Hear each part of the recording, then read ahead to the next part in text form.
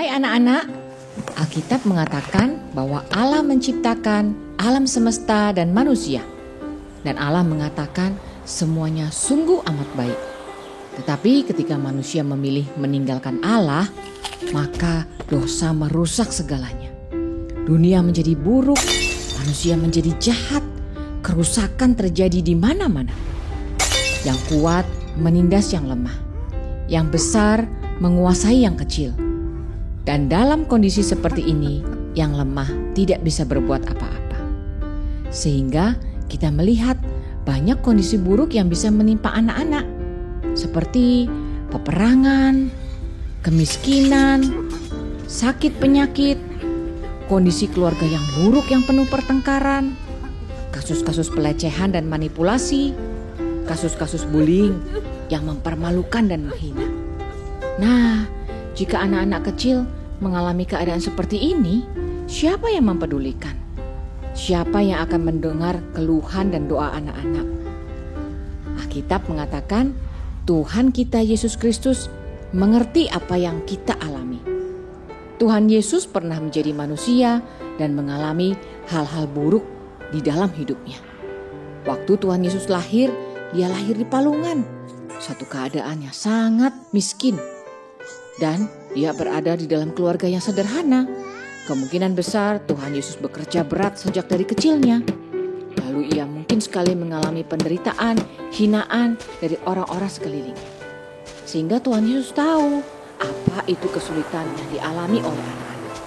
Bahkan ketika Tuhan Yesus sudah dewasa dan mulai melayani, ia juga mengalami penderitaan, mengalami hujatan, ejekan, penghinaan, dan pengkhianatan. Sehingga Tuhan Yesus tahu bagaimana rasanya mengalami hal-hal buruk yang terjadi di dalam dunia kita yang sudah jatuh dalam dosa. Nah, tetapi Alkitab juga mengatakan karena manusia sudah jatuh dalam dosa, maka kerusakan yang terjadi bukan hanya terjadi di sekeliling kita, tetapi ada hal yang lebih parah, yaitu kerusakan ternyata terjadi juga dari dalam diri kita. Ini sangat mengerikan. Anak-anak kecil bukan hanya menjadi korban lingkungan yang buruk. Ternyata dosa merusak kita dari dalam hati kita.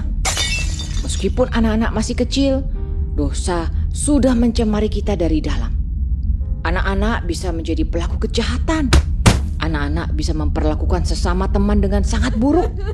Anak-anak bisa mengabaikan Allah. Anak-anak bisa menghina orang lain. Anak-anak juga sudah dicemari oleh dosa. Lalu, jika ini terjadi, siapa yang akan menolong kita? Siapa yang akan membebaskan kita dari ikatan dosa? Alkitab mengatakan Tuhan Yesuslah satu-satunya yang bisa melepaskan kita dari ikatan kuasa dosa. Alkitab mengatakan Tuhan Yesus menanggung dosa kita. Ia memikul dosa kita sampai ke atas kayu salib. Di sana Tuhan Yesus mewakili kita mati menerima hukuman dosa.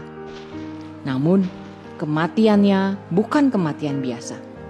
Kematian Tuhan Yesus mematikan dosa kita. Pada hari ketiga Allah membangkitkan Tuhan Yesus. Dan dalam kebangkitannya kita ikut dibangkitkan. Kita diberi hidup yang baru. Lalu hidup yang baru itu untuk apa? Untuk hidup bagi Allah dan mengasihi Allah. Dan hidup yang baru itu diberi kuasa untuk mematikan dosa hari demi hari. Sehingga anak-anak tidak perlu takut hidup di dalam dunia yang sudah jatuh dalam dosa ini. Tuhan Yesus tidak pernah meninggalkan kita. Meskipun kita harus menghadapi kesulitan, tangan Tuhan selalu memimpin kita. Nah, anak-anak sekalian, maukah engkau datang kepada Tuhan Yesus? Dialah satu-satunya penebusmu. Dialah satu-satunya juru selamatmu. Alkitab pernah mengatakan Tuhan Yesus mengasihi anak-anak. Ia pernah berkata, biar anak-anak datang padaku. Nah, maukah engkau datang padanya? Mari kita berdoa. Bapa di surga, kami datang padamu. Kami anak-anak Kami anak-anak bisa mengalami hal-hal buruk, bisa mengalami hal-hal buruk di dalam dunia yang sudah jatuh dalam dosa ini. di dalam dunia yang sudah jatuh dalam dosa ini. Tetapi kami juga tahu bahwa ada keburukan dari dalam hati kami juga.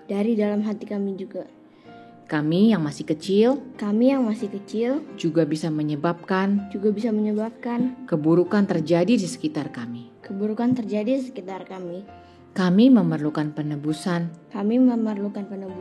dan pengampunan Tuhan. Kami mau datang padamu Tuhan. Perbaharui hatiku Tuhan. Dalam nama Tuhan Yesus. Satu-satunya juru selamat. Satu-satunya penebusku. Kami berdoa. Amin.